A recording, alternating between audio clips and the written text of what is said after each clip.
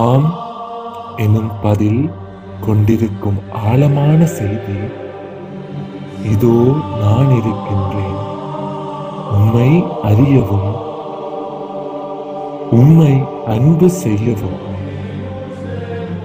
உமக்கு பணிபுரியவும் நான் இருக்கின்றேன்.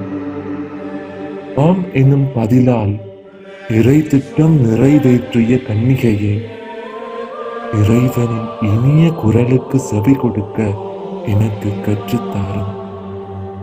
எனது அன்பு மக்களுக்கு பணிபுரிய என் அன்பு மகனே, மகளே, நீ தயாரா? தேசிய மறை பணியாளர்களோடு இணைந்து பணிபுரிய ஆசை உங்கள் உள்ளத்தில் எழுந்தால் இந்த தொலைபேசி இலக்கத்திற்கு அழைக்கவும்.